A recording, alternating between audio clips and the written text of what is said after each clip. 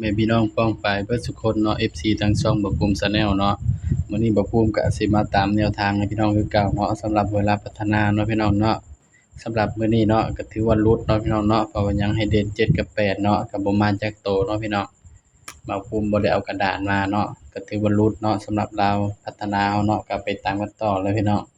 งวดวันที่21เนาะพี่น้องเนาะบัดนี้สำหรับลาวพัฒนาเฮาเนาะ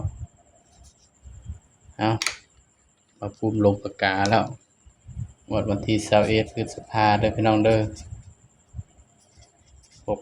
68สำหรับหวยลาวสตาร์เนาะพี่น้องเนาะสำหรับมื้อนี้ก็ถือว่าหลุดเนาะก็ต้องขอโทษขออภัย FC เนาะพี่น้องเนาะ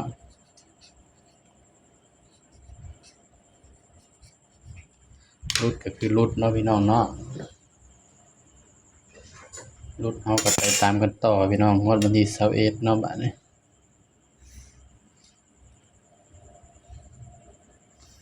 แต่ว่าสูตรเด่น3ตัวนี่เข้าเนาะพี่น้องเนาะเด่น3ตัวมา1ตัวนี่เข้าเนาะก็มาที่91ตรงๆเนาะพี่น้องแต่ว่าบ่ภูมิบ่ได้เอาเนาะ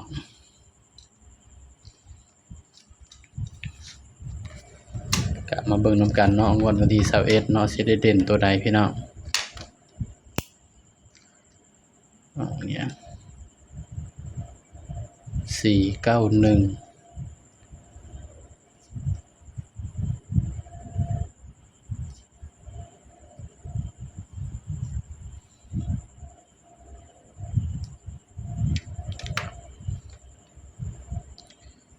สำหรับงวดวันที่21เนาะพี่น้องเนาะสำหรับตัวเด่นเนาะก็ให้เด่น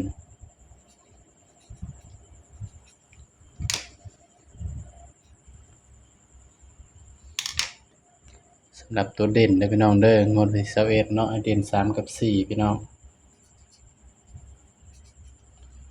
ภูมิก็ให้เด่น3กับ4เนาะพี่น้องเนาะนี่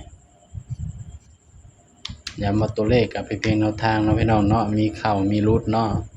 เด่น3กับ4ก็มาจับคู่รวมกันพี่น้องบัดนี้เอาก็จับ3ก่อนเนาะพี่น้อง31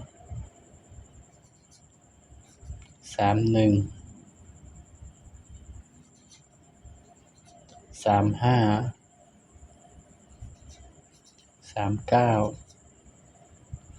โอ้ยข้าม38พี่น้อง4 41 45 48 49เอาเด้อพี่น้องนี่ก็เป็นเพียงแนวทางเนาะนี่สำหรับหวยลาวพัฒนาเนาะของงวดวันที่21เนาะพี่น้องเนาะนี่ย้ำว่าตัวเลขก็เป็นเพียงแนวทางเนาะพี่น้องเนาะมีเข้ามีหลุดเนาะสำหรับตัวเด่นเนาะบ่ภูมิก็สิมักไปที่3เดี๋ยวบ่ภูมิเจาะให้สำหรับบ่ภูมิมักเด้อพี่น้องเด้อนี่ตัวเลขก็เป็นเพียงแนวทางเนาะพี่น้องเนาะมีเข้ามีหลุดเด้อพี่น้องเด้อนี่ ส่วนตัวกันเนาะบ่ภูมิกันให้มิดเดียวกันไว้ที่58เนาะพี่น้องเนาะนี่แต่ว่าชื่นชอบแนวทางบ่ภูมิก็ฝากพี่น้องกดไลค์กดแชร์กดติดตามช่องบ่ภูมิ Channel นี่เด้อพี่น้องเด้อนี่นี่ก็คือชุดเด่นสำหรับวันที่21เนาะพี่น้องเนาะเด่น3กับ4พี่น้องเด่น3กับ4มาเบิ่งชุด3โตวนำกันพี่น้อง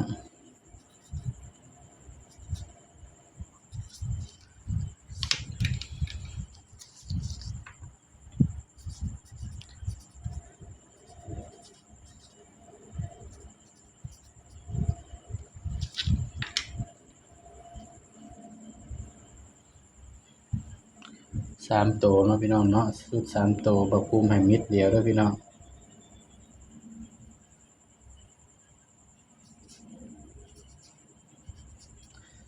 835นี่คือชุด3โตวเนาะพี่น้องเนาะแล้วชื่นชอบแนวทางบ่ภูมิก็อย่าลืมฝากกดไลค์กดแชร์กดติดตามช่องบ่ภูมิ Channel นี่เด้อพี่น้องเด้อนี่นี่ก็เป็นเพียงแนวทางเนาะพี่น้องเนาะสำหรับหวยลาวพัฒนาเนาะของงวดวันที่21เนาะพี่น้องเนาะ21พฤษภาคม68เนาะสำหรับคลิปนี้เนาะก็ฝากพี่น้องไว้เพียงส่ำนี้เนาะอย่าลืมกดไลค์กดแชร์กดติดตามบ่ภูมิ Official เด้อพี่น้องเด้อสบายดีครับ